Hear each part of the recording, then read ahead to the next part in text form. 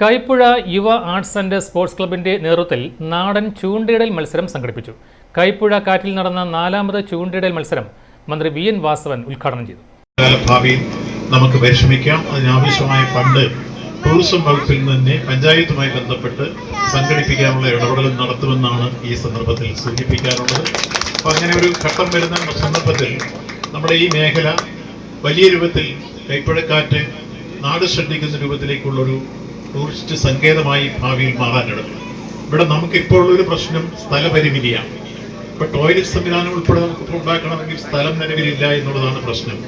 അത് ഇപ്പോൾ ചില ആളുകൾ സൗജന്യമായി തരാനൊക്കെ മുന്നോട്ട് വന്നിട്ടുണ്ട്. അത് പ്രയോജനപ്പെടുത്തി ആ സൗകര്യങ്ങൾ പ്രയോജനപ്പെടുത്തി പശ്ചാത്തല സൗകര്യങ്ങൾ വിപുലീകരിക്കാനും സഞ്ചാരയോഗ്യമായ പാത പഞ്ചായത്തിൻ്റെ തന്നെ റോഡെങ്കിലും അവർക്ക് എല്ലാ സഹായങ്ങളും നൽകാൻ ടൂറിസം പ്രോജക്റ്റുമായി ബന്ധപ്പെട്ടുള്ള ഇടപെടൽ കൂടി വരുമ്പോൾ അത് നമുക്ക് ഭംഗിയായി മുന്നോട്ട് കൊണ്ടുപോകാൻ കഴിയും.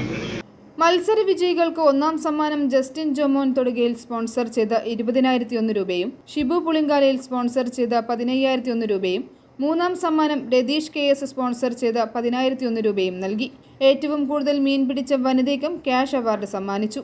നീണ്ടൂർ പഞ്ചായത്ത് പ്രസിഡന്റ് VK പ്രദീപ് കുമാർ അധ്യക്ഷനായിരുന്നു. PD രാജു, സവിത ജോമോൻ, ലൂക്കോസ് തോമസ്, ലൂയി മേഡയിൽ, യുവ ക്ലബിന്റെ അഭിജിത്ത് രവീന്ദ്രൻ, ബിനോയ് PK എന്നിവർ സംസാരിച്ചു. i4 news, Ettumanoor.